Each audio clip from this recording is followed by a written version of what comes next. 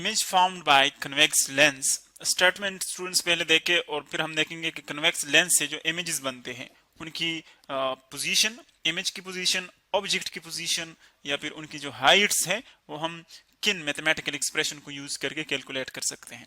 An object 5 centimetre high is placed in front of a convex lens. Object जो हम use कर रहे हैं, जो कन्वेक्स लेंस के सामने हमने रखा हुआ है, उसकी हाइट गिवन है कितनी है 5 सेंटीमीटर्स। ये ऑब्जेक्ट की हाइट है, इतना हाई है object. Of focal length 20 centimetre, जो लेंस की फोकल लेंथ है वो है 20 centimetres. Find the position of the object. Object की पोजीशन आपने फाइंड करनी है कि ऑब्जेक्ट मिरर के लेंस के सामने कितने डिस्टेंस पर है, वो हमने फाइंड करना है। और इमेज की जो हाइट है that is given, an image 10 centimetre high is formed.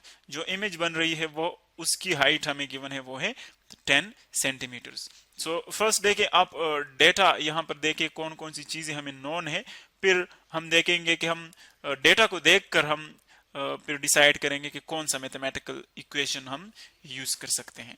First height of object given है, हाइट ऑफ ऑब्जेक्ट वो गिवन है और कितना है 5 सेंटीमीटर्स।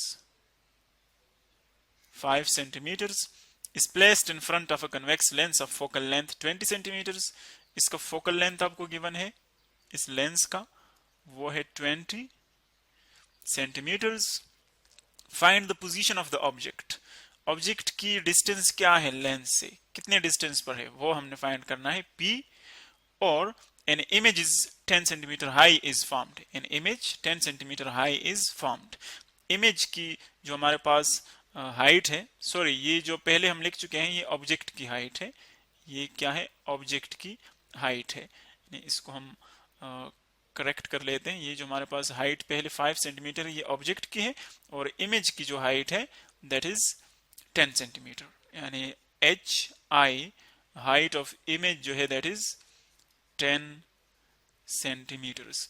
देखिए अगर हम इसको क्विकली रिवाइज कर ले कन्वेक्स लेंस को, सो अब देखिए ये फॉर एग्जांपल आप ड्रा करते हैं कन्वेक्स लेंस, इस शेप का होता है डबल कन्वेक्स लेंस। जो इसका सेंट्रल पॉइंट है इसको हम कहते हैं ऑप्टिकल सेंटर, O से इसको रिप्रेजेंट करते हैं ऑप्टिकल सेंटर। यहां पर अगर हम देखें इसका प्रिंसिपल फोकस होता है F। इन दोनों के दरमियान जो डिस्टेंस है उसको हम क्या कहते हैं फोकल लेंथ, स्मॉल f से डिनोट करते हैं ये फोकल लेंथ।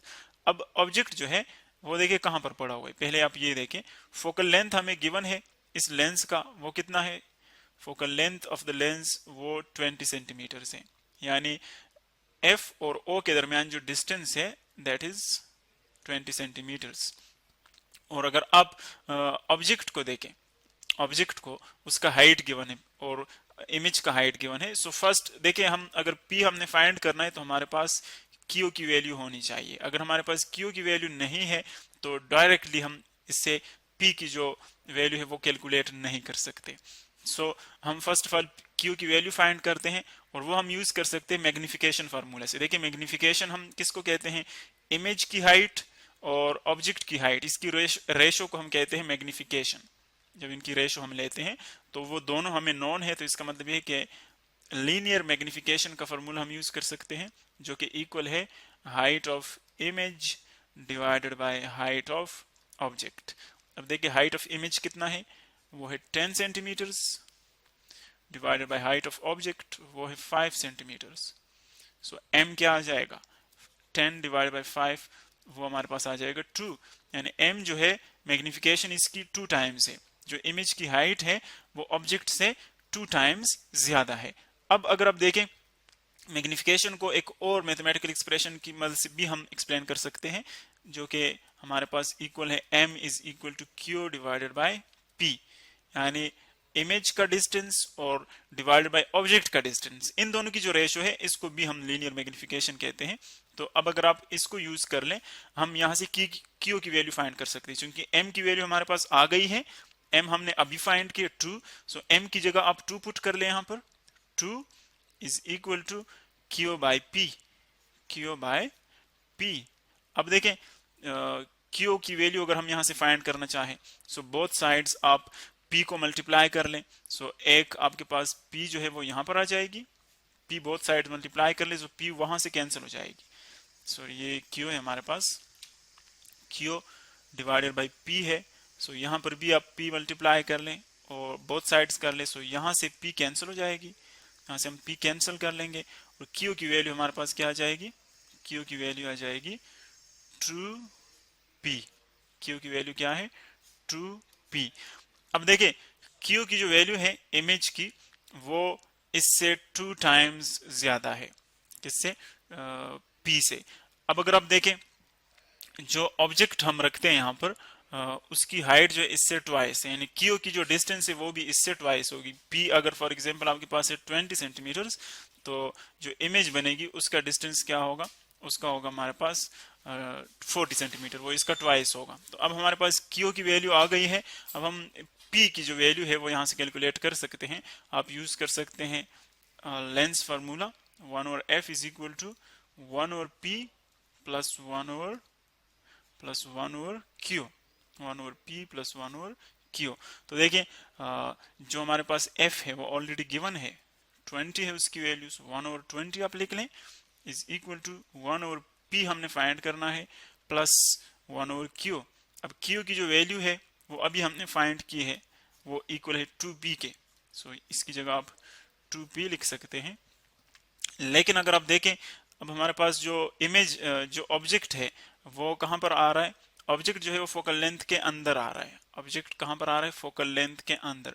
तो यहां पर अगर ऑब्जेक्ट फोकल लेंथ के अंदर आ रहा है तो फिर वहां पर हमारे पास कौन सी इमेज बनती है, वर्चुअल इमेज बनती है, वर्चुअल इमेज। और वर्चुअल इमेज के लिए हम क्या करते हैं, Q की जो वैल्यू है वो हम नेगेटिव लेते हैं, यानी यहां पर हम क्या पुट करेंगे, नेगेटिव, क्योंकि वर्चुअल इमेज बनती है। सो आप यहां पर नेगेटिव पुट कर ले, ये हमारे पास आ जाएगा 1/20 is equal to 1/p minus, यहां पर चूंकि Q नेगेटिव होगा सो ये नेगेटिव हो जाएगा, माइनस 2p। अब देखें इन दोनों का एलसीएम आप ले लें पहले, 1/20 इज इक्वल टू, इन दोनों का अगर हम एलसीएम ले लें तो वो आ जाएगा 2p। अब देखें 2p दोनों से मल्टीप्लाई कर ले, पहले इससे मल्टीप्लाई कर ले और फिर इससे। जब हम इससे इसको मल्टीप्लाई करते हैं तो p और p कैंसिल हो जाएंगे, हमारे पास सिर्फ 2 आ जाएगा। इसी तरह आप यहां पर मल्टीप्लाई कर ले तो 2p और 2p कैंसिल हो जाएंगे, जस्ट हमारे पास 1 रह जाएगा। सो देखिए अब हमारे पास बिल्कुल एक सिंपल इक्वेशन बन गया है। इसको अब हम मजीद देखें, सो ये बन रहा है 1/20 इज इक्वल टू 2 माइनस 1, ये 1 आ जाएगा डिवाइडेड बाय 2p।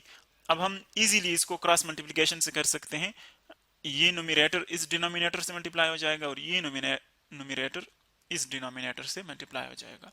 ये इसको हम क्या कहते हैं, क्रॉस मल्टीप्लिकेशन।